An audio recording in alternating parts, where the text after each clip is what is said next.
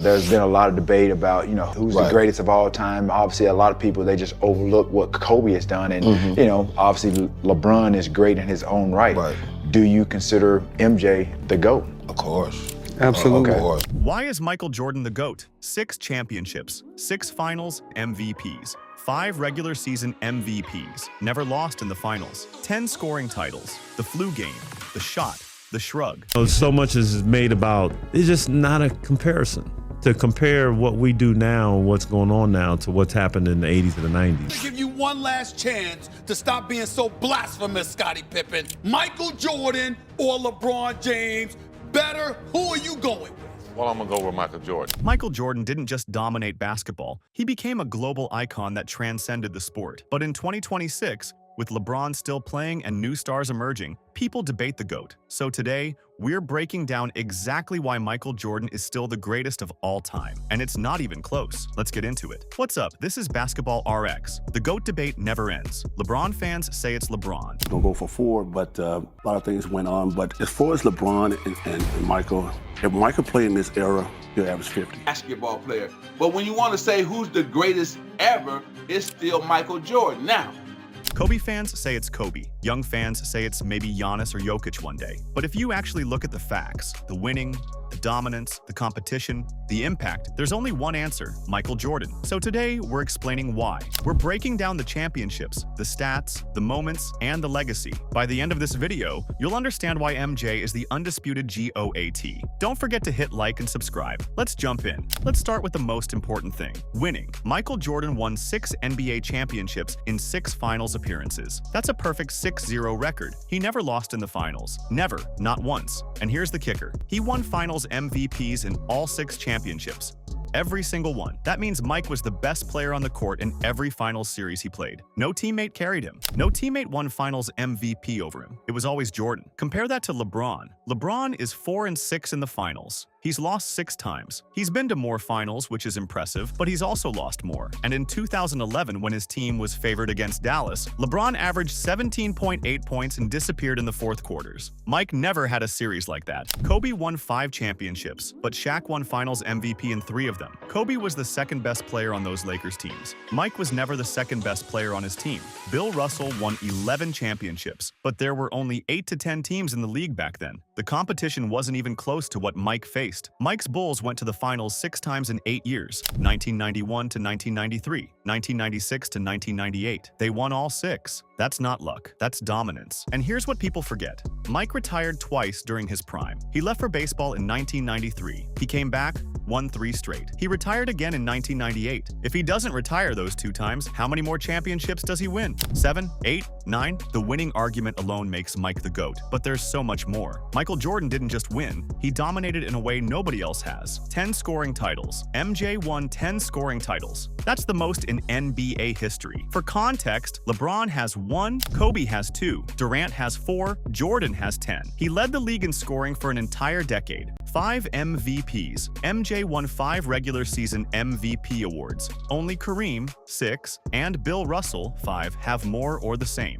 But here's the thing: Mike probably should have won more. In 1997, Karl Malone won MVP, but Mike averaged 29.6 points and led the Bulls to 69 wins. Mike was robbed. Defensive Player of the Year. Mike won DPOY in 1988 while also averaging 35 points per game. He's the only player in NBA history to win DPOY and the scoring title in the same season. LeBron never won DPOY. Kobe never won DPOY. Mike did. All-defensive first team. Mike made all-defensive first team 9 times. He wasn't just the best scorer, he was an elite defender too. Two-way dominance that nobody else can match. Playoff dominance. In the playoffs, Mike averaged 33.4 points per game. That's the highest in NBA history. LeBron averages 28.4 in the playoffs. Kobe averaged 25.6. Jordan is almost 5 points per game better than LeBron in the playoffs. Perfect finals record. Again, 6-0 in the finals. 6 finals MVPs. In those finals, Mike averaged 33.6 points per game. In the 1993 finals, he averaged 41 points per game.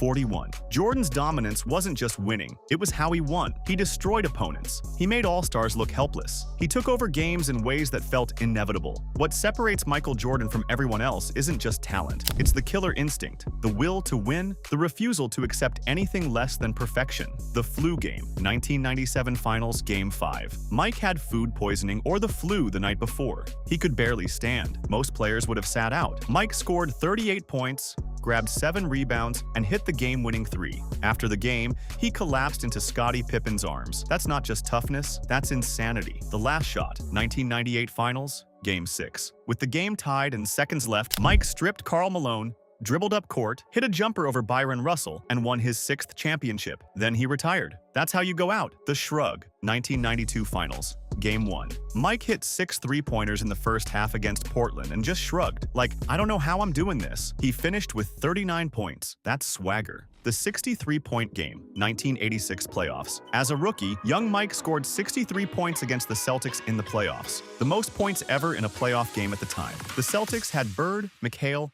and Parrish. Larry Bird said after the game, that was God disguised as Michael Jordan. But here's what really defines Jordan's killer instinct. He made his teammates better by demanding excellence. If you didn't give 100%, Mike would destroy you in practice. He punched Steve Kerr in the face during practice because Kerr wasn't being aggressive enough. That's psychotic. But it worked. Mike averaged 31.5 points in elimination games. When his back was against the wall, he elevated. LeBron has had bad elimination games. Jordan never did. Phil Jackson, who coached both Mike and Kobe, said Mike was the most competitive person he'd ever been around. More than Kobe. That's saying something. Jordan didn't just want to win. He wanted to crush you. He wanted to break your spirit, and he did it over and over and over. People say the 90s were weak. That's a lie. Jordan played against Magic Johnson and Larry Bird, the 2 best players of the 80s. Jordan retired them both. Charles Barkley, MVP, in 1993. Jordan beat him in the finals.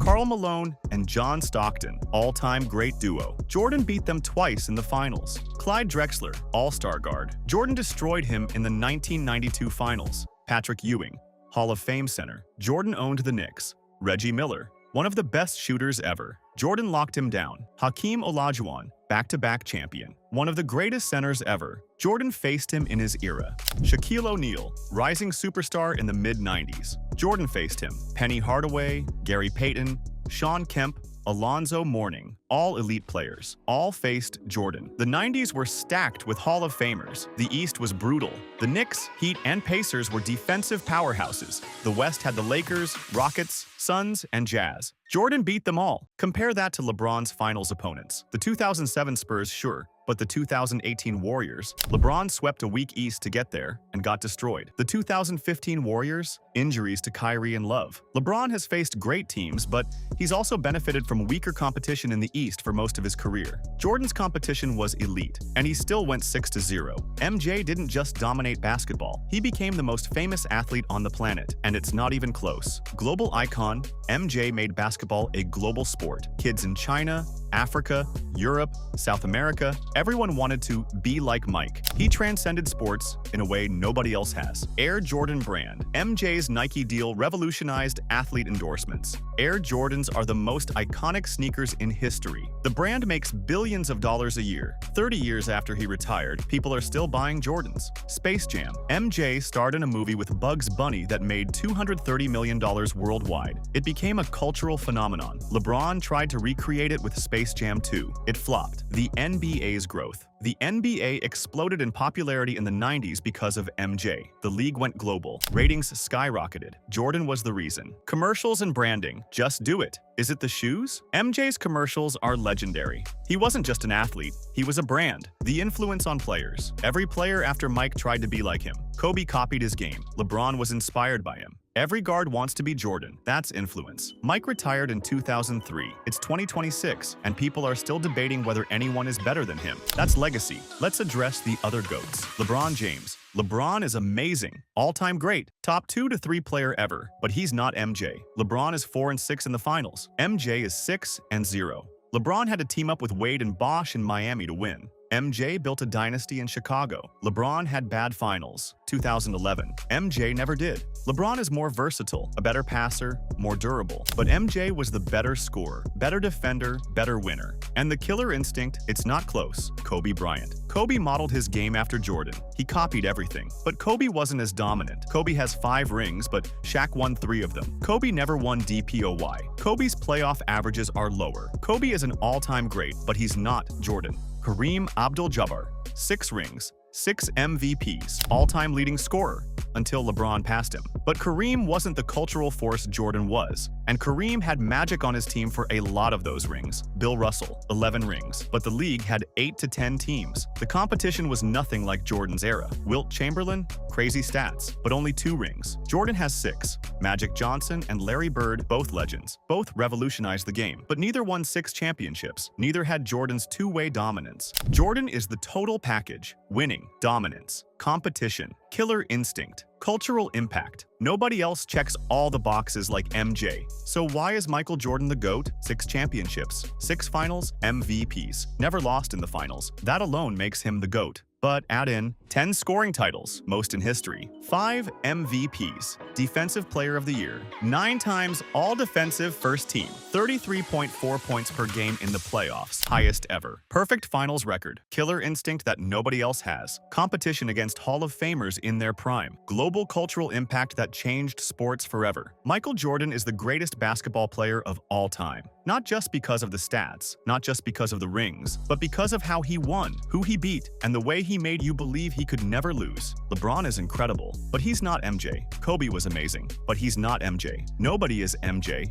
Jordan retired 23 years ago, and we're still debating if anyone has passed him. That tells you everything. The answer is no. Nobody has passed him, and nobody will. Michael Jordan is the GOAT, period. So that's why Michael Jordan is the greatest of all time. 6 rings, perfect finals record, killer instinct, cultural icon, the total package. But what do you think? Is MJ still the GOAT, or has LeBron passed him? Drop your arguments in the comments below. And if you're Team Jordan, drop a GOAT emoji. If you enjoyed this breakdown, hit that like button and subscribe to the channel. We settle basketball debates every week, so turn on notifications. This is Basketball RX, and we'll see you in the next one.